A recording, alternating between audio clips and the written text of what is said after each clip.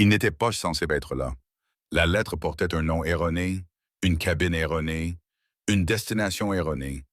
Mais lorsque Ruth ouvrit la porte et vit cet orphelin tremblant dans la neige, tout en elle se brisa, puis commença à guérir. Le garçon n'avait pas frappé. Il se tenait simplement là, les bottes trempées, une mitaine manquante, les cheveux gelés en mèches collés sur son front. La neige s'était accumulée autour de ses jambes, comme si elle voulait l'ensevelir là où il se trouvait. Le vent hurlait derrière lui, transportant des flocons aussi tranchants que des couteaux, mais il ne fit aucun geste pour se protéger. Il fixait simplement la porte d'un regard qui n'avait plus rien à donner. Ruth était en train de couper des carottes près de l'âtre lorsqu'elle entendit un gémissement. Ce n'était pas vraiment une voix, mais un son plus faible que la parole. Elle laissa tomber son couteau. Lorsqu'elle arriva à la porte, son cœur battait déjà à toute rompre, comme lorsque ses souvenirs et sa peur se heurtaient. Elle ouvrit la porte. Le garçon sursauta comme si elle l'avait frappé, les yeux plissés à cause de la tempête. Il n'avait pas plus de 7 ans, peut-être 6, si l'on tenait compte de la façon dont il recroquevillait ses épaules et serrait ses lèvres minces, comme si pleurer était un crime. Dans sa main valide, il serrait un bout de papier, maintenant trempé et battu par le vent.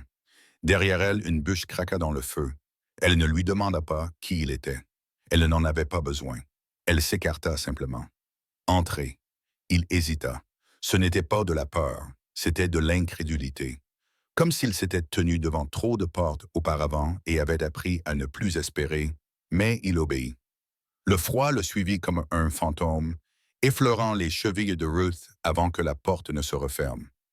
Et il resta là, trempé. Ruth s'agenouilla lentement, les mains prudentes, pour attraper le papier. Ses lèvres bougèrent à peine. Ils m'ont dit que c'était ici. Ils ont dit que quelqu'un ici voulait un enfant. Son souffle se coupa derrière elle. Des pas résonnèrent doucement. Caleb entra dans la pièce de derrière, s'essuyant les mains couvertes de sueur. Il se figea à la vue du garçon, les yeux plissés, non pas méchamment, mais avec l'intensité d'un homme qui essaie de comprendre ce qu'il voit. Ruth se leva et lui tendit le papier. Il le parcourut rapidement, la mâchoire crispée. Puis il leva les yeux. « Comment t'appelles-tu? » Le garçon se redressa. « Micah. » Ruth sentit ses genoux fléchir. Elle se tourna à nouveau vers le garçon, voyant non seulement les engelures et les ecchymoses, mais aussi la façon dont il se tenait, comme s'il avait appris depuis longtemps que même l'air devait se mériter. « Quel âge as-tu, Micah? »« 7 ans, je crois. » Caleb jeta un coup d'œil à Ruth. Il y eut un silence entre eux. Pas un silence froid, plus maintenant, mais un silence rempli de toutes les choses qu'ils n'avaient pas dites depuis des années. Tous les noms qu'ils n'avaient jamais pu murmurer. Toutes les pièces qui étaient restées vides. Ruth s'accroupit à nouveau et posa ses mains sur les épaules frêles de Micah. « Tu es en sécurité ici maintenant. Nous allons te réchauffer et te nourrir, puis nous trouverons où tu devais aller. » Micah ne répondit pas. Il s'effondra. Ruth le rattrapa avant qu'il ne touche le sol. Son corps était léger comme une plume, tout en os et en lambeaux, son visage pâle sous la suie et le froid. Caleb avait déjà pris une couverture accrochée près de l'âtre et s'agenouilla à côté d'eux, tandis que Ruth pressait une main sur le dos du garçon. « Il brûle, » murmura-t-elle. Sa fièvre était telle que son corps semblait avoir renoncé à lutter. Ils le déposèrent sur le canapé, lui retirèrent son manteau et le couvrirent de couvertures en laine. Ruth attisa le feu. Caleb alla chercher de l'eau et pendant un moment, seul le bruit de la respiration et le sifflement lointain du vent contre les volets se faisaient entendre. La cabane, autrefois silencieuse et vide, semblait désormais pleine, lourde, vivante. Les heures passèrent. Micah ne se réveilla pas. Ses poings restaient crispés sur le bord de la couverture, comme si lâcher prise allait tout détruire. Ruth s'assit à côté de lui et écarta les cheveux humides de son front. Sa voix n'était qu'un murmure. « Nous devons trouver qui l'a envoyé. » Caleb acquiesça, mais ses yeux restèrent fixés sur le garçon. « Je connais ce regard, » dit Ruth après un moment. « Quel regard? » « Celui que tu avais quand nous avons parlé pour la première fois d'adoption. Celui qui disait que tu voulais un enfant plus que tout au monde. » Caleb ne répondit pas tout de suite. Puis il dit, « Ruth, je crois que Dieu nous l'a envoyé. » Elle ne se moqua pas, contrairement à ce qu'elle aurait fait quelques années plus tôt, quand les fausses couches avaient encore saigné son espoir comme de l'encre dans l'œil. Elle se contenta de regarder Micah à nouveau et de laisser cette pensée flotter dans la chaleur. Micah se réveilla avant l'aube, non pas en sursautant, mais avec la lente prise de conscience de quelqu'un qui n'est pas habitué à se réveiller en paix. Il s'assit en gémissant et lorsqu'il vit Ruth à côté de lui, il sursauta. Doucement, dit-elle doucement. Tu es en sécurité. Personne ne va te renvoyer dans cette tempête. Il cligna des yeux, puis, lentement, ses épaules se détendirent. Tu as faim? Demanda-t-elle. Il acquiesça d'un signe de tête. Elle lui donna du porridge mélangé à un peu de miel, qu'il dévora en silence, comme si parler lui coûterait une autre cuillerée. Lorsque Calb apparut et le vit réveillé, il ne dit pas grand-chose non plus, se contentant d'un sourire discret et de verser du thé. Plus tard, Ruth sortit pour vérifier la voiture. La neige avait commencé à fondre, le soleil revenait par rayons vifs qui transformaient le monde en une mer de diamants. Calb resta à l'intérieur avec le garçon. Ils s'assirent près du feu. Micah s'enveloppa dans la couverture la plus épaisse qu'ils avaient. « Tu te souviens qui t'a donné la lettre? » demanda finalement Calb. Micah acquiesça. « Le pasteur de Wexford. A-t-il dit à qui elle était destinée? » Le garçon hésita. « Une famille nommée Hardly Hardy. » Calb eut un haut le cœur. « Nous sommes les Harlans, dit-il prudemment. Micah se figea, puis jeta un coup d'œil vers la porte. « Je ne te renverrai pas, dit rapidement Calb, mais il semble qu'il se soit trompé. » La voix de Micah était rauque. Il se trompe toujours. Le silence revint, celui qui serre les côtes et persiste longtemps après que les mots se sont tus. Calb s'éclaircit la gorge. « Combien de temps as-tu passé avec le pasteur? » « Avant cela, j'étais avec mademoiselle Juna. Avant ça, je ne m'en souviens pas. Et tes parents sont partis. » « Partis. Comment? » Mike haussa les épaules. Un jour, ils étaient là, et puis ils ont disparu. Calb acquiesça lentement, le cœur brisé d'une manière qu'il ne pouvait expliquer. Lorsque Ruth revint et qu'il lui raconta, elle s'assit lourdement sur le bord de l'âtre. « Alors, qu'est-ce qu'on fait? » demanda-t-elle. Calb ne répondit pas tout de suite. Il regarda le garçon qui traçait maintenant du doigt les veines du bois de la table, comme s'il dessinait des cartes invisibles. Puis il dit, « On lui demande ce qu'il veut. » Ruth se tourna vers Micah. « Tu veux qu'on envoie une lettre au pasteur pour cette famille courageuse? » Micah ne leva pas les yeux. « Non. Pourquoi pas? » Il leva les yeux et, pour la première fois, ils étaient humides, parce que je ne veux pas partir. Le silence se fit. Même le feu semblait écouter. « Pourquoi pas? » demanda Calb doucement. « Parce que vous êtes les premiers à ne pas me regarder comme si j'étais un problème. Vous m'avez donné de la soupe et une couverture, et vous ne m'avez pas demandé de les mériter. » Ruth cligna des yeux. « Micah, je sais couper du bois, » ajouta-t-il soudain, comme s'il réalisait qu'il devait se vendre. « Et je suis rapide. Je peux aller chercher de l'eau ou aider avec les animaux. Je ne mange pas beaucoup. »« Tu n'as rien à gagner, » dit Ruth rapidement, la voix brisée. Calb se leva et s'approcha. Il s'agenouilla devant Micah et posa une main sur son épaule. « Tu n'es pas un fardeau, mon fils, tu es une bénédiction. » Les lèvres de Micah tremblaient. « Tu veux que je reste? » demanda Ruth d'une voix brisée. « S'il te plaît, sois notre enfant. » Le silence qui suivit n'était pas vide. Il était chargé d'une atmosphère sacrée, quelque chose qu'aucun d'eux n'osait encore nommer à voix haute. Micah était assis entre eux, encore assez petit pour donner l'impression qu'il pourrait disparaître si quelqu'un clignait des yeux trop longtemps. Mais la façon dont sa poitrine se soulevait et s'abaissait maintenant, lentement, régulièrement, ressemblait à un miracle silencieux. Ruth n'avait pas répété ces mots, pas depuis qu'ils avaient jailli de sa bouche comme une prière, mais leur écho résonnait entre les poutres de la cabane longtemps après que le matin eut laissé place à l'après-midi. « Sois notre enfant, je t'en prie. » Elle n'avait jamais prononcé ces mots auparavant. Pas même lorsque le dernier berceau avait été démonté. Pas lorsque la sage-femme avait secoué la tête et murmuré « Pas cette fois. » Pas même pendant ces nuits sombres où elle avait enfoui son visage dans la poitrine de Caleb et pleuré parce que son corps ne pouvait pas contenir tout ce que son cœur ressentait. Mais d'une manière ou d'une autre, ces mots étaient sortis, sans y être invités, mais sincères. Au moment où ce garçon a levé les yeux de son bol, les larmes aux yeux, et a demandé s'il pouvait rester.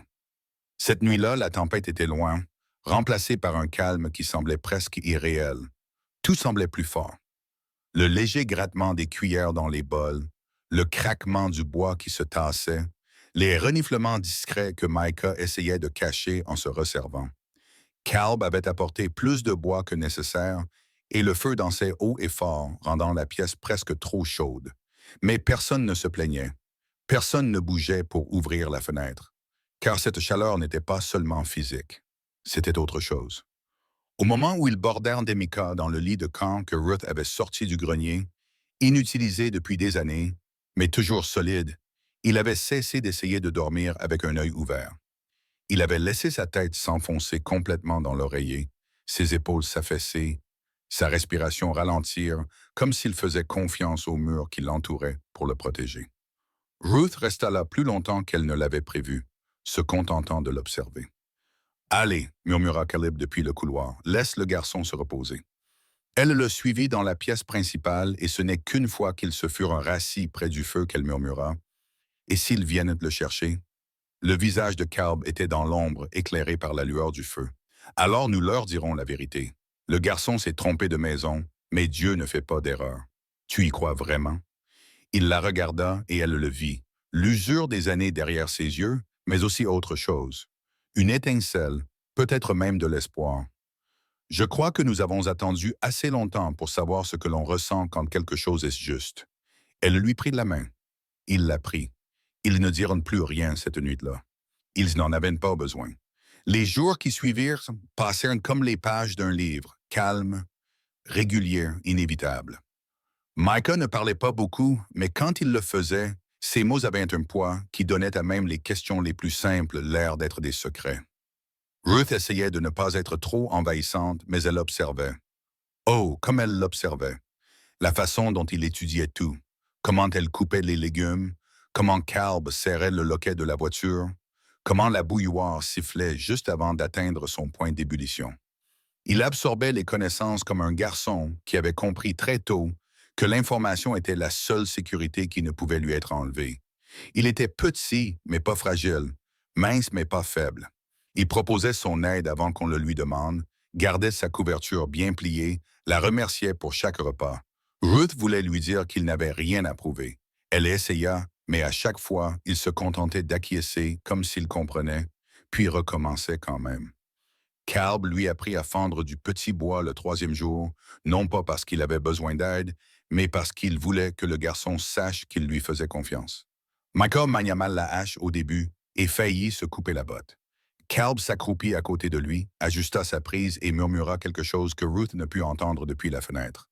Le coup suivant fut parfait. Ce soir-là, Ruth vit le manche de la hache dépasser du tas de neige près du porche, et à côté, 2 fagots de bois parfaitement empilés. Elle ne dit rien, se contentant de passer la main sur la tête de Micah en lui servant son dîner. La lettre arriva le 5e jour, apportée par un écrivain âgé de Wexford, les joues rougies par le vent et l'urgence. Caleb la lui prit d'un signe de tête ferme et entra dans la maison avant de l'ouvrir. Ruth comprit à la façon dont ses épaules se raidirent, à la façon dont ses yeux parcoururent 2 fois la page avant qu'il ne dise un mot. Elle ne posa pas de questions, se contenta d'attendre. Finalement, il leva les yeux. Il comprit en l'erreur. Son estomac se noua. Ils envoyèrent quelqu'un pour le chercher. Micah était par terre, jouant avec les boutons que Ruth lui avait laissés prendre dans sa boîte à couture. Il ne réagit pas. Il ne leva même pas les yeux. Mais Ruth savait qu'il avait tout entendu. Ils ont dit qu'ils étaient désolés, ajouta Caleb d'une voix rauque. L'autre famille, les Hardy, attend depuis des mois. Leur demande a été égarée. Ruth se leva lentement et s'assit à côté de Micah sur le sol. Elle ramassa un bouton et le fit tourner entre ses doigts. Le lendemain, lorsque la main de Micah cessa de bouger, il se leva doucement, sans précipitation, sans colère, comme quelqu'un qui connaît la fin d'une histoire bien avant qu'elle ne soit écrite. Il se dirigea vers le lit de camp et commença à plier sa couverture. Ruth avait le souffle coupé. « Tu n'es pas obligé, » commença-t-elle. « Si, dit-il sans se retourner, il viendra toujours. » Caleb s'avança. « Micah. » Le garçon se retourna. Sa lèvre tremblait, mais sa voix ne se brisa pas. « Merci de m'avoir laissé rester. » De faire semblant. Ruth tomba à genoux. Ce n'était pas un jeu, mais il était déjà en train d'enfiler ses bottes. Cette nuit-là, la cabane semblait à nouveau vide.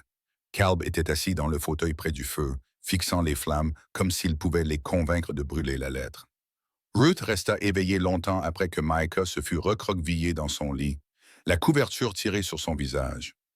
Elle ne pleura pas, jusqu'à ce que le vent se remette à souffler et qu'elle se souvienne de son air lors de sa première nuit. Petit, gelé, indésirable.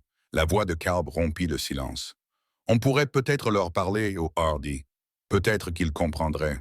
Ruth se tourna vers lui. Tu le leur donnerais s'ils te le demandaient? Non. Alors pourquoi le feraient-ils? La question resta en suspens. Elle se leva juste avant l'aube, incapable de se reposer. Micah était déjà réveillé, habillé, debout près de la porte, le papier serré dans une main comme un passeport qui lui permettrait de retourner dans la tempête. Il ne dit pas un mot pendant qu'elle préparait le petit déjeuner. Il ne toucha pas à l'assiette qu'elle posa devant lui.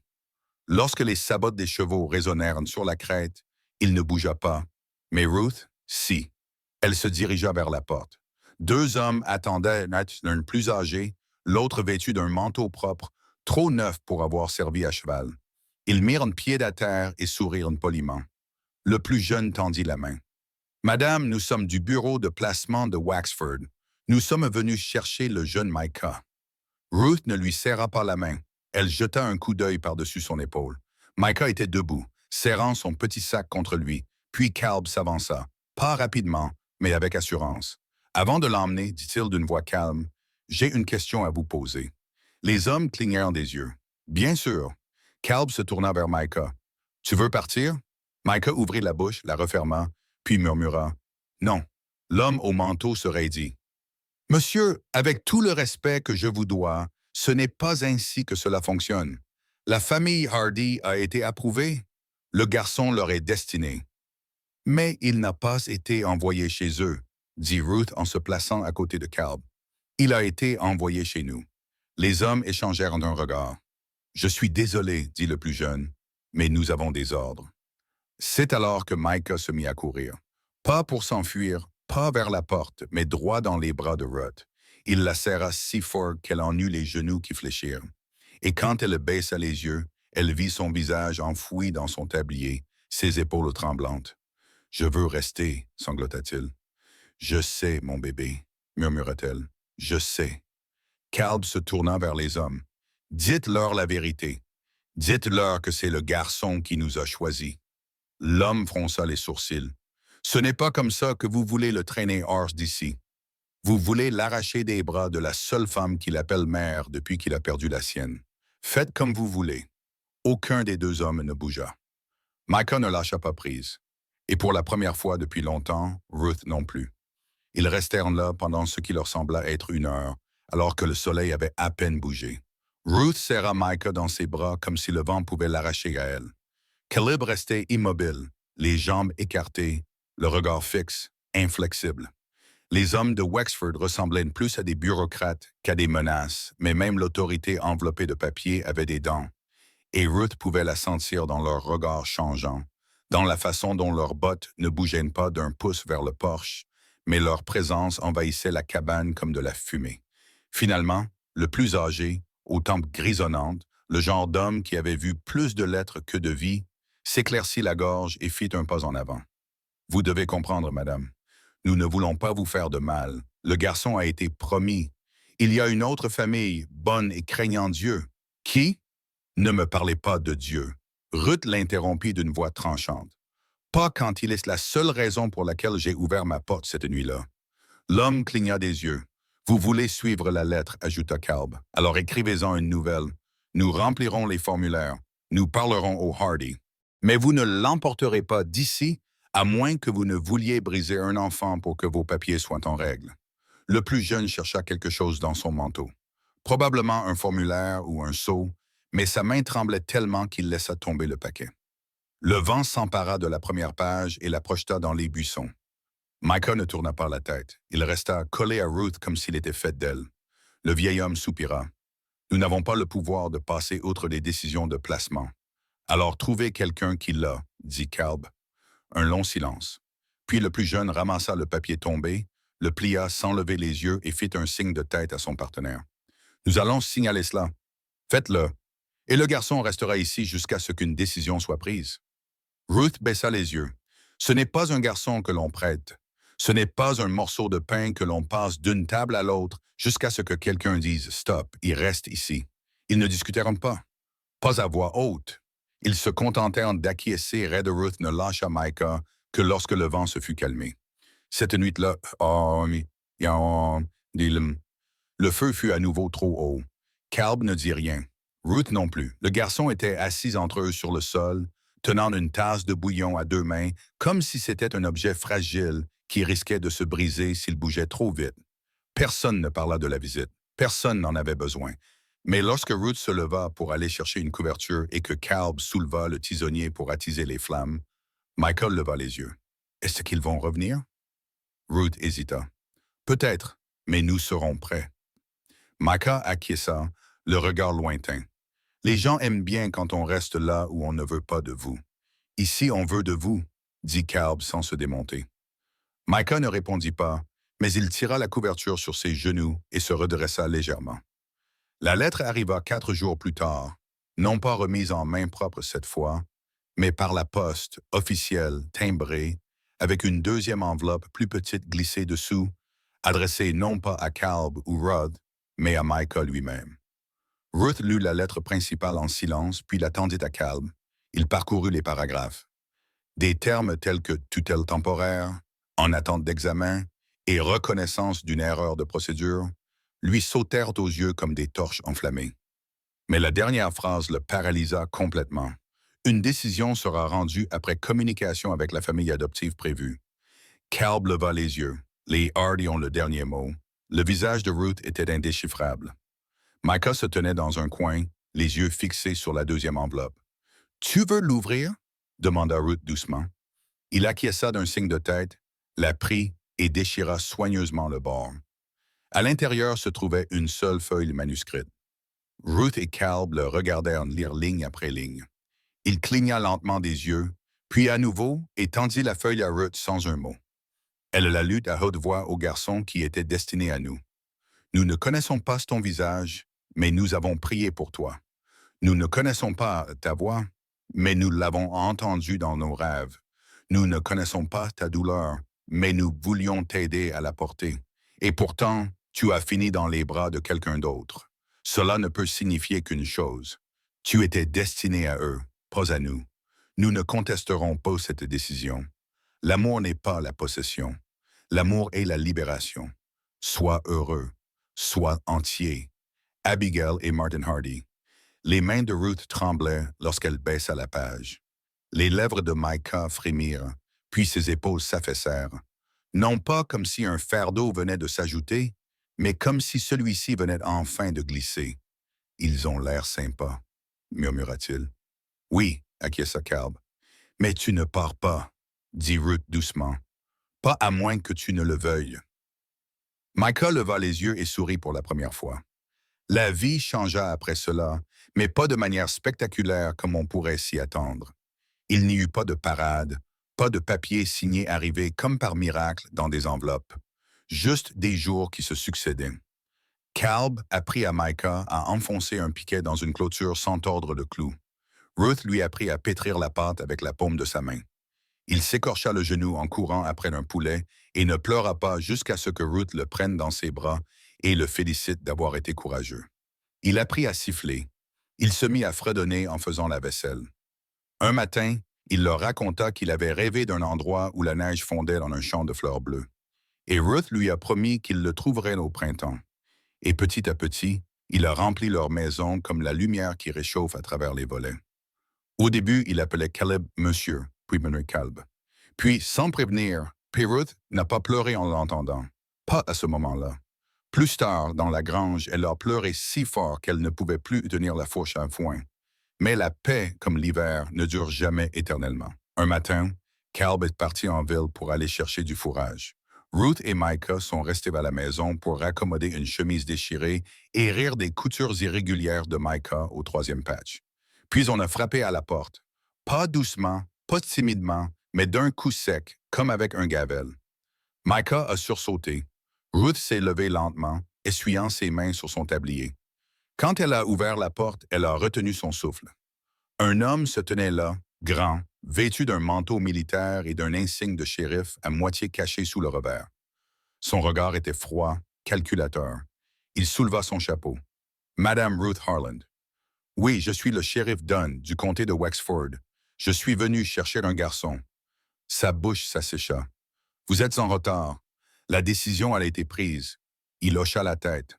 C'est donc pour cela que je ne suis pas ici au nom du service de placement.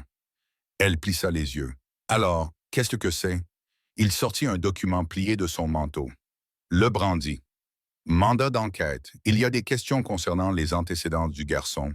Nous essayons de retrouver ses origines, son nom, sa famille. Il n'est peut-être pas celui qu'il prétend être. Il n'a jamais rien dit. Il ne se souvient pas. Raison de plus pour le découvrir. L'homme s'avança. Puis-je entrer? Ruth se plaça devant la porte. Non. Il la regarda, son sourire poli ne touchant jamais ses yeux. Je vous suggère de reconsidérer votre décision. Je vous suggère de partir. Ils se regardèrent fixement. Derrière elle, elle pouvait entendre Micah respirer plus fort. Le sourire du shérif s'estompa. Je reviendrai. Je ne suis pas difficile à trouver. Il inclina à nouveau son chapeau. Non, madame, vous ne l'êtes pas. Il partit. Micah sortit de la pièce voisine, pâle. Il m'emmène? Pas tant que j'aurai encore un souffle de vie. Il tremblait. Et s'il trouve quelque chose de compromettant? Ruth s'agenouilla. Alors nous ferons face ensemble, même si je ne suis pas celle que vous croyez. Elle prit son visage entre ses mains. Tu es exactement celui que Dieu nous a envoyé. C'est tout ce que j'ai besoin de savoir. Elle enfouit son visage dans son épaule et elle le serra fort. Caleb revint avant la tombée de la nuit. Lorsque Ruth lui raconta ce qui s'était passé, il resta longtemps sans parler, fixant l'horizon comme s'il écoutait le tonnerre. Et lorsque le silence se prolongea, il finit par dire « Nous devons nous préparer à quoi? À un combat. La tempête n'est pas venue avec le tonnerre. Elle est arrivée par morceaux. D'abord, il y a eu la lettre, qui n'était pas écrite à la main, qui n'était pas aimable, qui était tamponnée en rouge et pliée en quatre, livrée par un tiers qui n'est même pas descendu de son cheval, se contentant de tendre l'enveloppe comme si elle était imprégnée d'une substance nauséabonde, puis repartant dès que Caleb l'eut prise. Le cachet indiquait « Enquête régionale de Wexford, Bureau des archives et de la tutelle ». Ruth l'ouvrit avec des doigts tremblants, tandis que Micah observait depuis l'embrasure de la porte, sans poser de questions, attendant simplement, comme s'il savait déjà que cela n'annonçait rien de bon. La lettre était brève, brutale et froide. À compter de ce jour, une enquête officielle est ouverte sur la tutelle du mineur connu sous le nom de Micah, dont le nom de famille est inconnu. Pendant cette période, toute décision d'adoption ou de placement est suspendue. L'enfant restera sous la garde de Wexford jusqu'à la fin de l'enquête. Tout manquement à cette obligation sera considéré comme une obstruction et pourra entraîner des sanctions légales. Ruth lut la lettre une fois, puis une deuxième fois. La troisième fois, elle s'arrêta à mi-chemin et posa la lettre sur la table, les mains lourdes comme du plomb. La voix de Micah était faible. Qu'est-ce que ça veut dire? Caleb ne répondit pas tout de suite. Il faisait les 100 pas, la mâchoire serrée, les poings crispés, comme si son corps se préparait au combat, même si sa bouche ne trouvait pas les mots. Ruth fit le premier pas. Elle s'accroupit devant le garçon et lui prit les mains. « Ils veulent te reprendre, mon chéri, mais nous ne les laisserons pas faire, pas sans nous battre. Plus jamais. » Micah ne hocha pas la tête, ne pleura pas. Il se contenta de cligner des yeux. Ses yeux restèrent grands ouverts, mais quelque chose à l'intérieur se ferma comme des volets contre une tempête. « Je le savais, murmura-t-il. Je savais que c'était faux. Ne dis pas ça, dit Caleb en se retournant brusquement. C'était bien de faire semblant. Je voulais que ce soit vrai, mais ça ne l'est jamais. Il m'emmène toujours. Micah, commença Ruth, mais il recula, comme si son contact pouvait le brûler. Laissez-les venir, murmura-t-il d'une voix creuse. C'est plus facile comme ça. Non, ce n'est pas vrai, dit Ruth. Elle se leva, mais ne tendit pas la main vers lui. Elle laissa sa voix porter tout le poids de ses mots. Il n'est jamais facile d'abandonner quelqu'un. Tu m'entends? Jamais. C'est ce que se disent les gens qui ne t'aiment pas pour pouvoir dormir la nuit. Il leva alors les yeux vers elle et, pour la première fois, elle vit quelque chose qui ressemblait à de la colère. Pas une colère enfantine. Non, c'était plus ancien, plus profond, Le genre de colère qui vient du fait d'avoir été rejeté trop souvent comme un sac de riz, du fait de mieux connaître le dos d'une porte que son lit. Il disait que j'étais un problème, dit-il d'une voix tremblante, que je mentais, que je volais, que j'étais bon. Calb s'approcha. C'était vrai? Micah haussa les épaules, mais ce n'était pas par insouciance. C'était de la honte qui s'exprimait. Parfois, quand j'avais faim ou peur, ou quand je pensais que si je faisais une grosse bêtise, ils n'essaieraient plus de me faire les appeler maman ou papa. La voix de Ruth se brisa. Oh, mon bébé! Micah la regarda. Tu veux savoir qui je suis? Ils ont raison. Je ne suis pas celui que tu crois. Je ne me souviens même pas de mon vrai nom. Juste Micah. C'est comme ça que le pasteur m'a appelé. Ça suffit, dit Calb. Tu n'as rien à nous prouver et tu ne vas nulle part. Les lèvres de Micah tremblaient. Mais la lettre, on peut la jeter au feu. Mais ils ne la brûlèrent pas. Pas encore. Parce qu'ils savaient que les lettres avaient des jambes, qu'elles se déplaçaient à travers les pièces et les salles d'audience et les mains froides qui n'avaient jamais tenu un enfant de leur vie. La brûler n'empêcherait pas ce qui allait arriver. Alors Calb fit autre chose. Il écrivit sa propre lettre à la lueur de la lampe, à la table, longtemps après que Micah se fut recroquevillé sur le lit de camp et que Ruth eut sombré dans un sommeil agité. Il écrivit d'une main qui ne trembla qu'une seule fois lorsqu'il arriva à la ligne qui disait « Nous ne demandons pas la permission. Nous déclarons notre intention. Ce garçon est notre fils. » Il scella l'enveloppe avec de la cire, la pressa fermement et la remit lui-même le lendemain à la seule personne en qui il avait confiance dans la ville, le pasteur, le révérend Gray, un vieil homme qui avait enterré la moitié de la vallée et baptisé l'autre moitié. Il écouta Calb lui raconter tout, chaque page, chaque mot, chaque mauvais tournant qui avait conduit le garçon à leur porte. Quand Calb eut terminé, le révérend se pencha en arrière. « Je vais envoyer ça au juge d'instance, dit-il simplement. Et j'ajouterai mon propre témoignage. Vous n'êtes pas les premiers à vous retrouver empêtrés dans des papiers administratifs, mais si Dieu vous a envoyé ce garçon, alors nous nous battrons pour qu'il reste avec vous. » Calb acquiesça.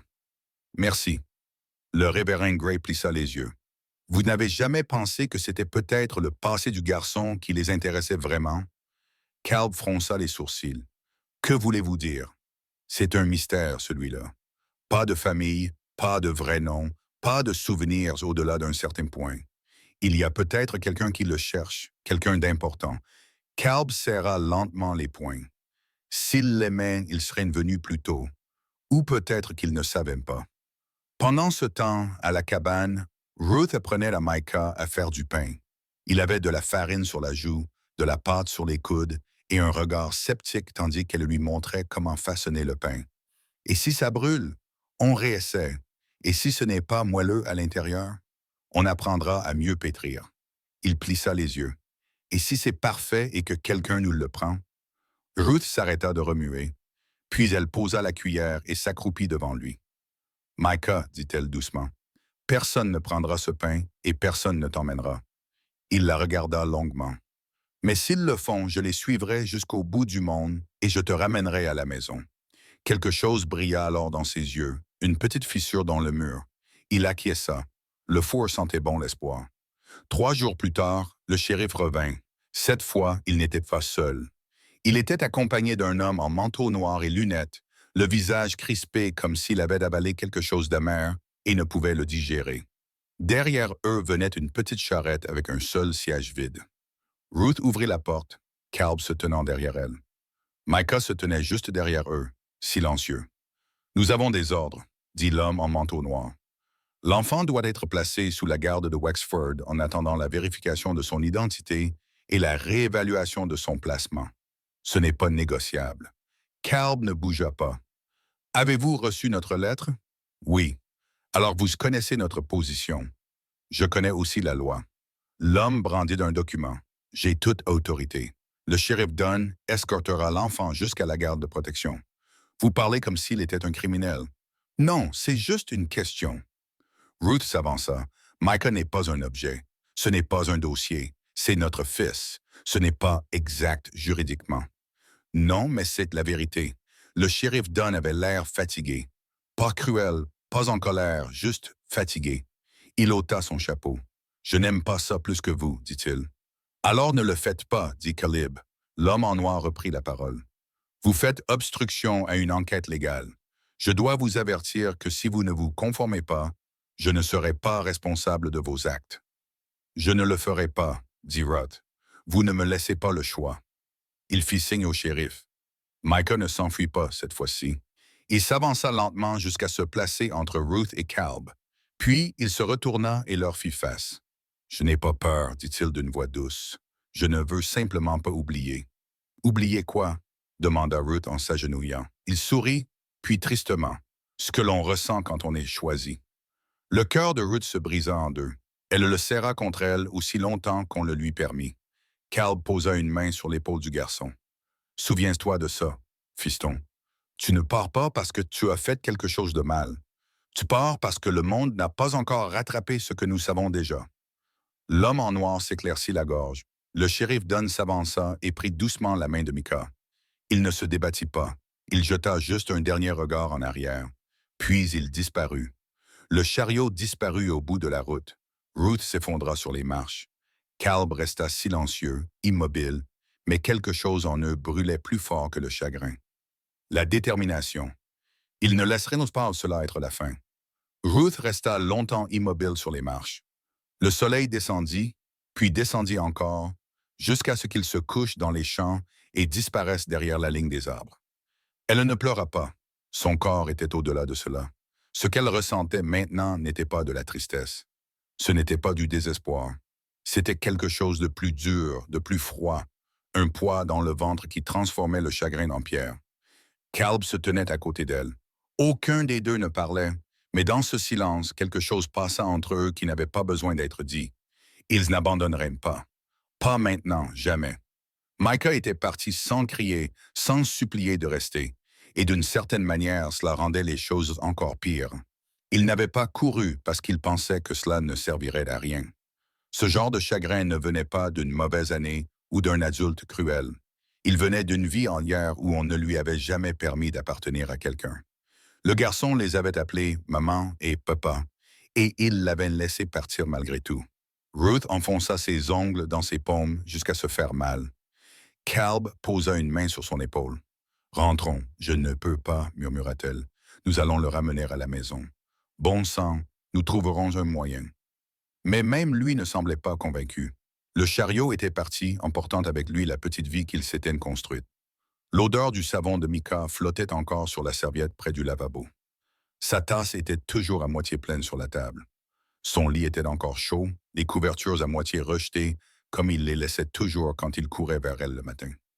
Ruth se leva enfin et entra dans la maison. Elle ne dormit pas cette nuit-là. Elle en était incapable. À la place, elle s'assit à la table et dressa une liste. Elle n'était pas longue. Elle n'avait pas besoin de l'être. Trouver où il l'avait emmené. Trouver quelqu'un qui connaissait le juge. Découvrir la vérité sur le passé de Micah. Le ramener à la maison. Caleb dormait dans son fauteuil près du feu. Lorsqu'il se réveilla et vit le journal, il ne posa aucune question. Il se contenta d'acquiescer, se servit une tasse de café et dit « Nous partons aujourd'hui ». Ils partirent à l'aube. Wexford se trouvait à 19 kilomètres à l'est, trop loin pour y aller à pied, mais assez près pour y aller à cheval. La route était encore glissante à cause de la tempête de la semaine précédente, et les ornières étaient profondes. Mais ils continuèrent leur route. Ruth serra les mâchoires pendant tout le trajet. Caleb chevauchait devant, les yeux rivés sur la lisière des arbres, non pas parce qu'il s'attendait à des ennuis, mais parce qu'il avait besoin de se sentir comme s'il protégeait quelque chose, n'importe quoi. Ils arrivèrent sur la place du village vers midi. Wexford était comme d'habitude, modeste, tranquille, le genre d'endroit où tout le monde se connaît et fait semblant de ne pas se mêler des affaires des autres. Mais aujourd'hui, Ruth voyait les choses différemment. Tous les hommes en uniforme lui semblaient être des voleurs. Tous les bureaux blanchis à la chaux lui donnaient l'impression d'être des pièges. Ils se rendirent d'abord au bureau des archives. Le greffier était un homme chauve, avec des lunettes trop petites pour son visage et une voix rauque. « Non », demanda-t-il sans lever les yeux. « Micah », répondit Caleb. « Pas de nom de famille. 7 ans. Enlevé de notre garde il y a 2 jours. » L'homme cligna des yeux. S'il a été enlevé, Vous n'étiez pas ses tuteurs légaux. Nous étions sa famille, rétorqua Ruth. Il tressaillit légèrement. D'après nos dossiers, il est actuellement hébergé au foyer pour enfants de Waxford en attendant qu'un placement approprié soit trouvé ou que l'enquête soit terminée. Ruth se pencha vers lui. Pouvons-nous le voir? Le greffier hésita. Cela nécessiterait une autorisation écrite. De qui? Du juge chargé de l'affaire. Qui est-ce? Il soupira. Le juge Everett, mais il ne vous recevra pas. Il reçoit rarement quelqu'un. Alors, donnez-nous l'adresse, dit Calb. Nous irons frapper quand même. La maison du juge Everett était située sur une colline à la lisière nord de la ville. C'était une grande maison avec des grilles en fer et de hautes haies destinées à empêcher plus que les animaux d'entrer. Ruth avait toujours trouvé cette maison laide dans sa perfection. Elle la trouvait encore pire maintenant. Ils ne furent même pas autorisés à passer le portail. La gouvernante, une femme maigre à l'air renfrogné, vint à leur rencontre. « Le juge Everett n'est pas disponible, dit-elle d'un ton sec. Il ne reçoit pas les requêtes spontanées. »« Nous ne voulons pas de requêtes, répondit Ruth. Nous voulons lui parler. »« Alors prenez rendez-vous. »« Quand? »« 3 semaines. Ce garçon n'a pas 3 semaines. Je suis désolé. Je ne peux rien faire. » Ruth s'avança. « Alors donnez-lui ceci. » Elle lui tendit une lettre écrite le matin même de sa main tremblante, pliée et scellée avec soin. Elle ne suppliait pas. Elle disait de la vérité sur Micah, sur l'erreur, sur la famille qu'il avait trouvée. La femme ne promit pas de la remettre, mais elle la prit. Ils retournèrent sur la place. Aucun d'eux ne parla pendant un long moment, jusqu'à ce que Calb aperçoive le révérend Gray sortir de l'apothicaire et lui faire signe. « Des nouvelles? » demanda le révérend en s'approchant. « Ils l'ont enfermé dans le foyer pour enfants, » répondit Calb. « Ils ne nous laissent pas entrer. » La voix de Ruth était tendue. « Le juge ne veut pas nous voir non plus. » Gray acquiesça. Il est connu pour ça. Il n'écoute que rarement, à moins que quelqu'un de puissant ne lui mette la main sur l'épaule. Alors qui peut le faire? Le révérend se gratta la barbe. Eh bien, s'ils veulent connaître la vérité sur les origines du garçon, il est peut-être temps que vous découvriez qui il est vraiment. Tu penses que quelqu'un le recherche? Demanda Ruth. Je pense que quelqu'un le recherchait. Il fouilla dans son manteau et en sortit une feuille de papier pliée, jaunie mais lisible. « Ça vous dit quelque chose? » demanda-t-il. Ruth et Calb la parcoururent rapidement. Il s'agissait d'un avis de recherche publié 5 ans auparavant. Le croquis était grossier, juste assez pour suggérer un visage. Une femme et un garçon. La femme s'appelait Lila Hall. Le garçon Micah. Pas de nom de famille, dit Grace. Juste ça, mais la chronologie correspond à l'âge et à la couleur des yeux. Ruth retint son souffle. Où était-ce classé? Près de Vinton, mais la piste s'est refroidie. La plupart ont supposé que la mère était décédée. L'enfant avait disparu. Calb fixa l'image. Pourquoi vous nous montrez ça maintenant? Parce que je ne m'en suis souvenu qu'hier. J'ai fouillé dans mes vieux dossiers après avoir reçu votre lettre. Ruth prit le papier, les mains tremblantes. Si on peut prouver que c'est lui, personne ne pourra l'emmener. Caleb termina. Gray acquiesça. Il vous faudra plus qu'un avis de recherche. Il faudra que quelqu'un le reconnaisse. Ruth serra le papier dans sa main. Alors nous les trouverons. Ils se rendirent d'abord au foyer pour enfants. Il était situé à la périphérie de la ville, bas et gris, ressemblant davantage à un entrepôt qu'à un refuge. Les fenêtres étaient hautes, la porte épaisse. À l'intérieur, une matrone qui sentait trop le parfum et manquait de chaleureux les accueillit à son bureau. « Les visiteurs ne sont pas admis sans autorisation écrite, » dit-elle d'un ton sec. « Nous ne sommes pas des visiteurs, » répondit Ruth. « Nous sommes de la famille. Je crains que ce ne soit pas ce que disent les registres. » Calb posa l'avis de recherche sur le bureau. « Nous pensons que ce garçon est bien celui que vous recherchez. Si vous nous laissez lui parler, nous pourrons le confirmer. » La femme parcourut la page sans conviction. « Même si c'est le cas, cela ne fait pas de vous ses tuteurs légaux. »« Non, » répondit Ruth, « mais cela signifie qu'il n'est pas la propriété de l'État. » La matrone hésita, puis fit un geste. « 1 minute, ne le touchez pas à travers la vitre. » Ils la suivirent dans un couloir qui sentait la poussière et la laine humide.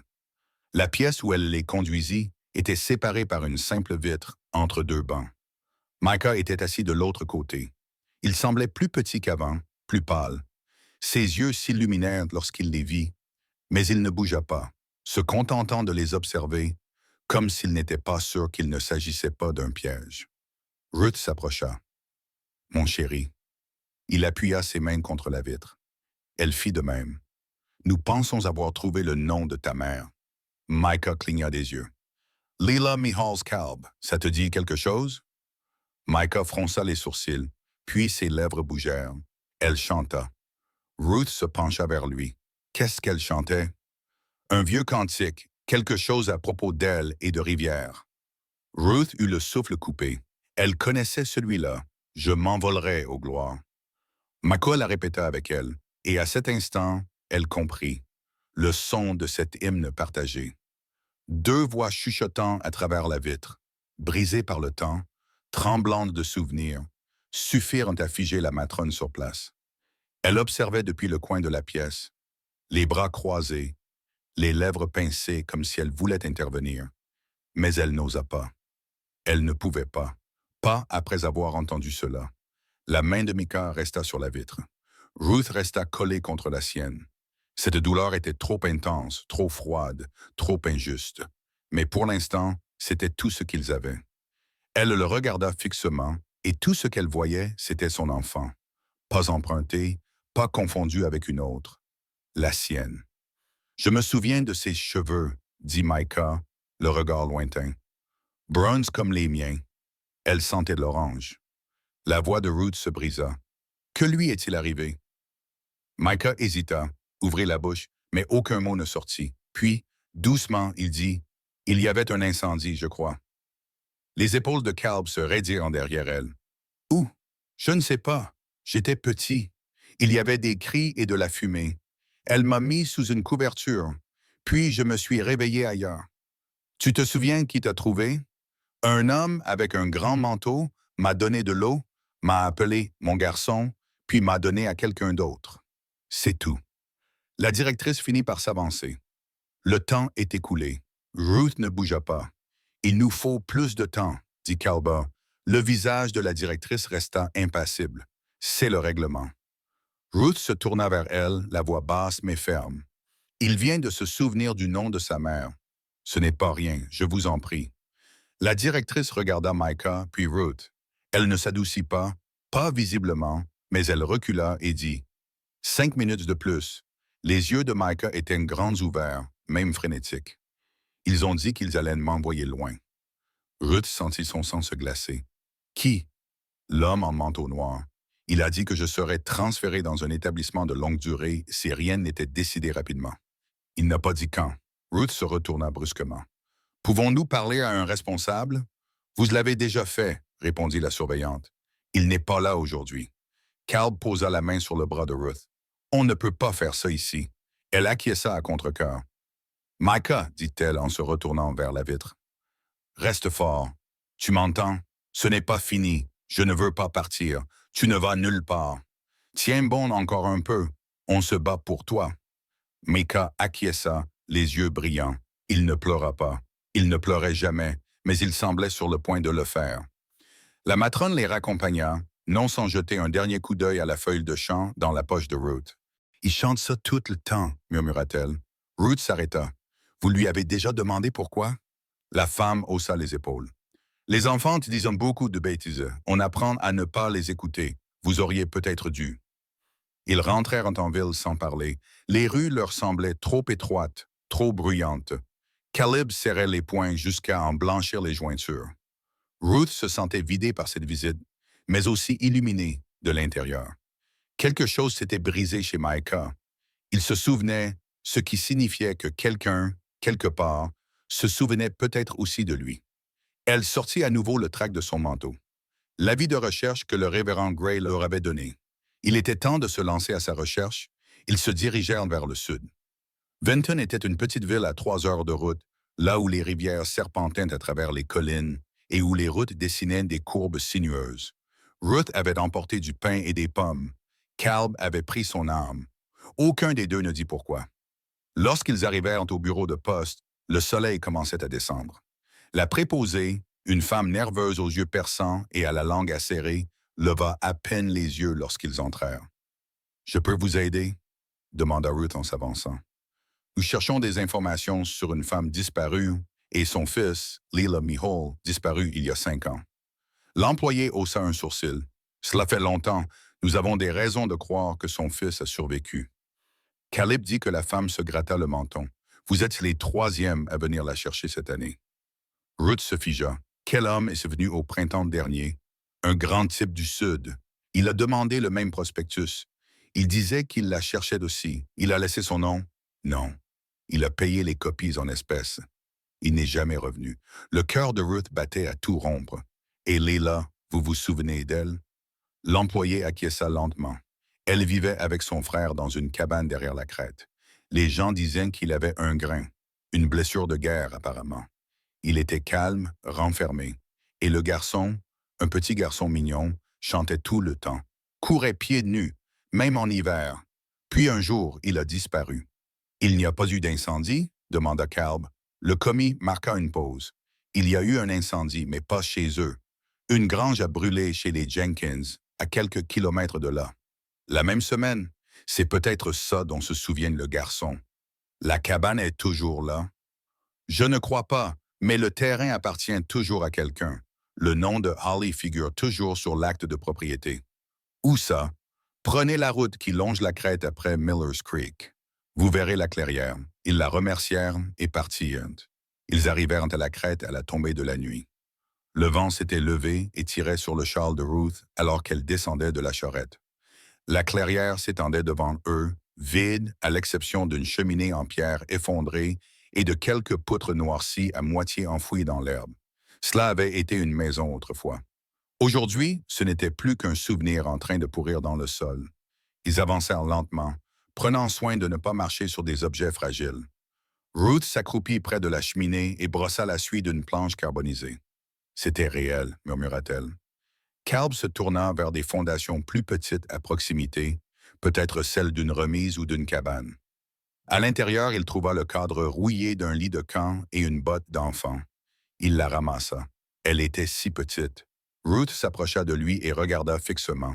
« Tu crois qu'elle est morte ici? » Caleb acquiesça. « Peut-être, peut-être pas, mais quelqu'un est parti précipitamment. » Une rafale de vent dispersa les cendres éparses dans un coin de la structure.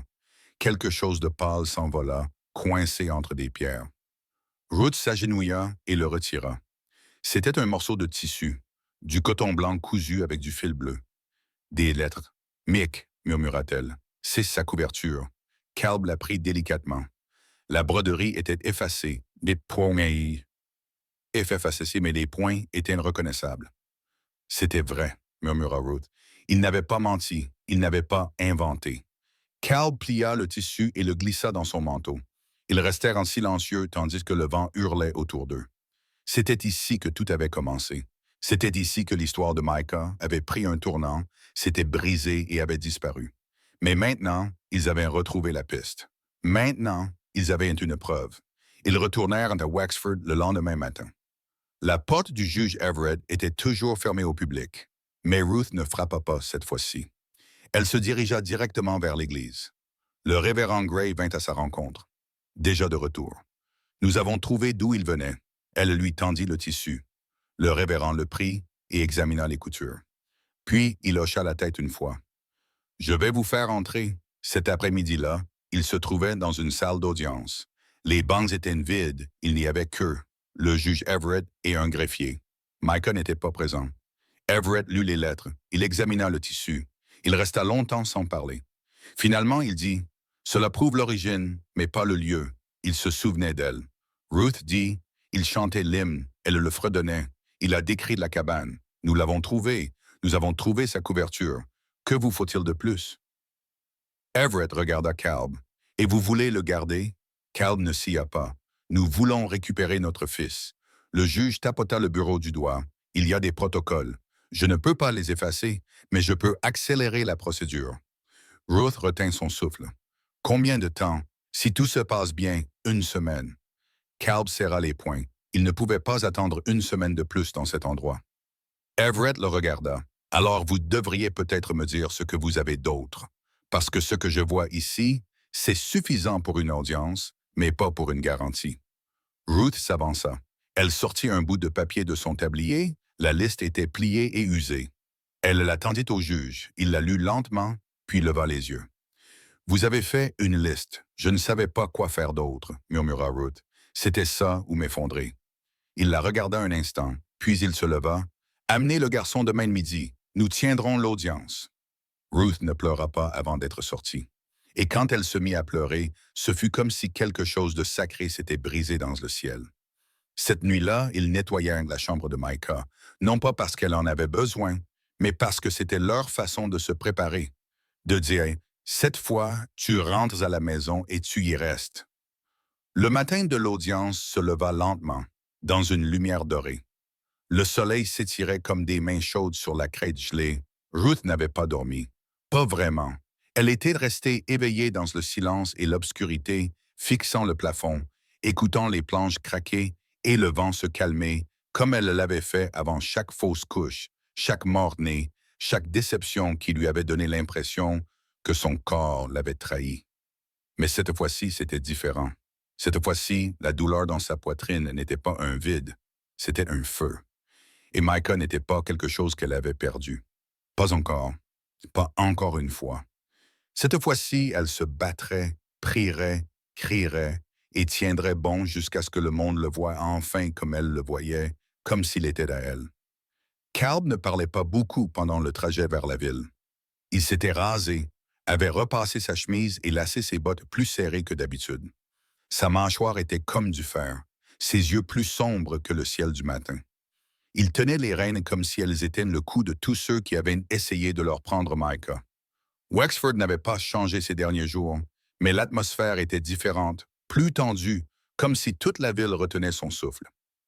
Ils attachèrent le cheval près de l'église, non pas parce qu'ils avaient besoin de la bénédiction du révérend, mais parce qu'ils voulaient qu'il les accompagne. Calb frappa une fois à la porte latérale. Gray répondit, le chapeau déjà à la main, le col serré, le regard perçant derrière ses vieilles lunettes. « Vous êtes prêt ?» demanda le révérend. « Non, répondit Ruth honnêtement, mais je le ferai quand même. » Gray acquiesça. C'est tout ce que Dieu demande. Le palais de justice était une boîte de pierre et de poussière. Rien d'extraordinaire. Un petit banc pour les témoins, quelques rangées de bancs pour les spectateurs, et un bureau surélevé où le juge Everett était assis comme un homme sculpté dans l'hiver lui-même. À côté de lui, un greffier parcourait des notes. De l'autre côté de l'allée, l'homme en manteau noir, Peterson avait-elle enfin appris, se tenait debout, deux dossiers sous le bras, le regard fixé sur les lignes et les lois. Micah n'était pas là. Pas encore. Ruth faillit s'effondrer à nouveau. Elle portait la broche que sa mère lui avait laissée, épinglée fermement à son col. Elle ne croyait pas qu'elle avait un pouvoir, mais elle avait besoin de quelque chose à quoi s'accrocher lorsque le monde essayait de basculer. La main de Calb trouva la sienne dès qu'ils entrèrent. Il la serra une fois, puis une autre. Everett ne sourit pas. Consignons dans le procès-verbal que les requérants sont arrivés.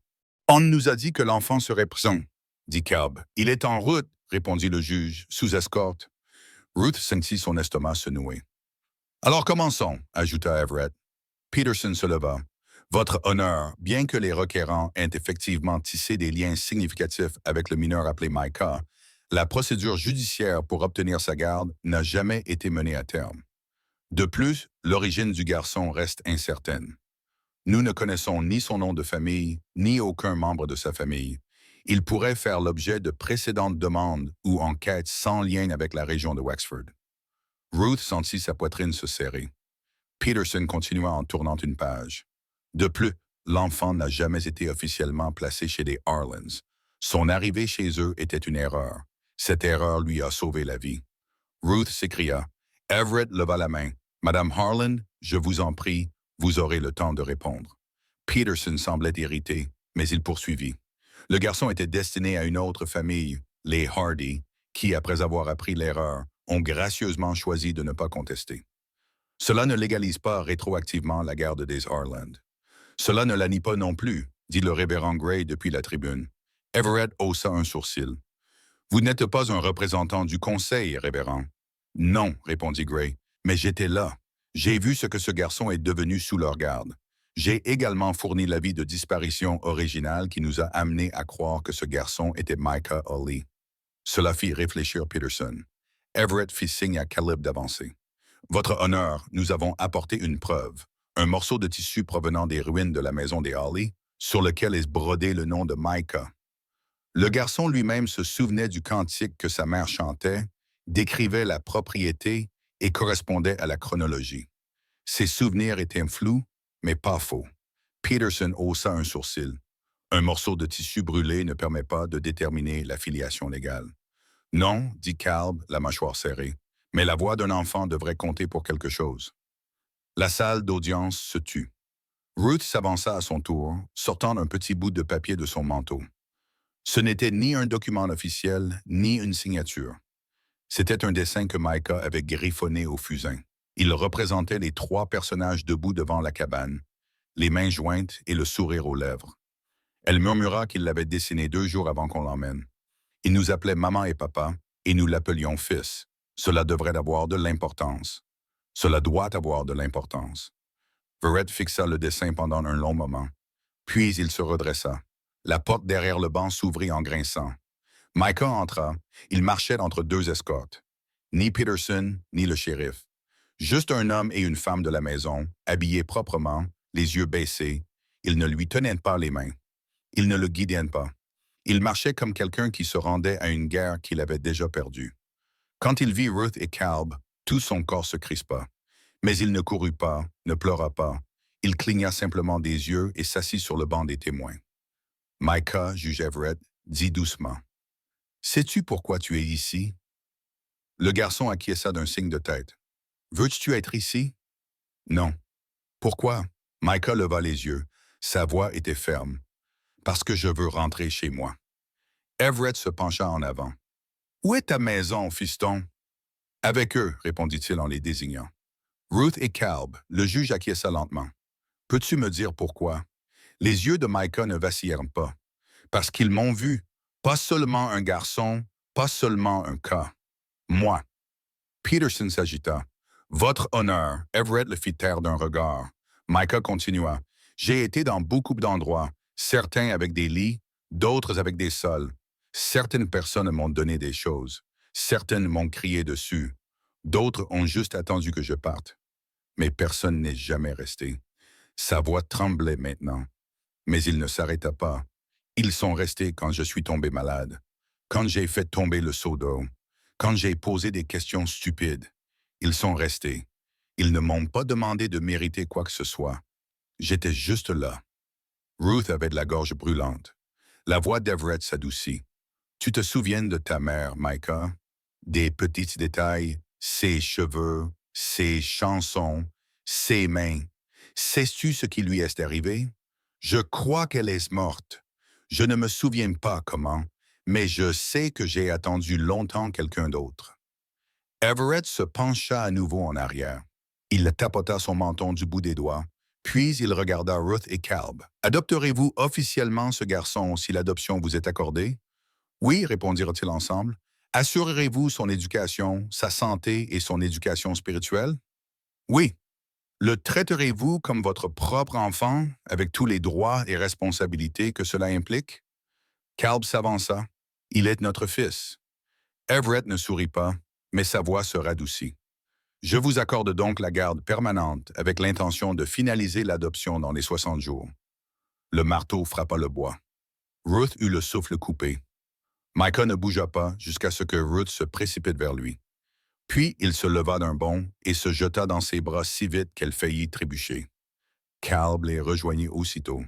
Et pour la première fois dans la longue et froide histoire de cette salle d'audience, 3 personnes pleurèrent ensemble, non pas de chagrin, mais de joie. Ils quittèrent la ville à midi. Micah passa la majeure partie du voyage sur les genoux de Ruth, ses petites mains serrées dans son châle.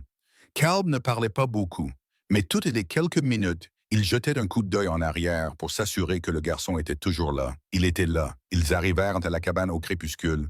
L'air sentait la fumée de bois et la terre humide. Micah sauta du chariot et courut vers la porte d'entrée. Il s'arrêta juste avant, se retourna. « Je peux ouvrir? » Caleb acquiesça. « C'est ta maison. » Micah ouvrit la porte en grand. À l'intérieur, le feu attendait. Le cabillaud aussi. Et le pain que Ruth avait préparé le matin avant leur départ, encore chaud sous un torchon. Il entra. Ils aussi. La porte se referma derrière eux, et cette fois, elle resta fermée. Ce soir-là, Ruth le borda avec la même couverture qu'il avait emportée jusqu'à la porte lorsqu'il pensait devoir partir. Tu restes pour toujours maintenant demanda-t-il. Ruth l'embrassa sur le front. Nous n'irons nulle part. Tu vas bien, mon chéri demanda-t-elle. Il acquiesça. Je ne pensais pas que j'aurais un jour un endroit où je pourrais garder mes affaires. Elle ne pleura pas. Elle avait déjà assez pleuré. Mais elle traversa la pièce, le serra dans ses bras par derrière et murmura.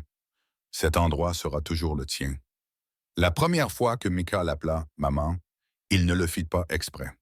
Le mot lui échappa doucement et naturellement lorsqu'il lui demanda si elle pouvait recoudre une couture déchirée de sa chemise. Elle se figea. Lui aussi. Il ouvrit la bouche pour se rattraper. S'excuser peut-être.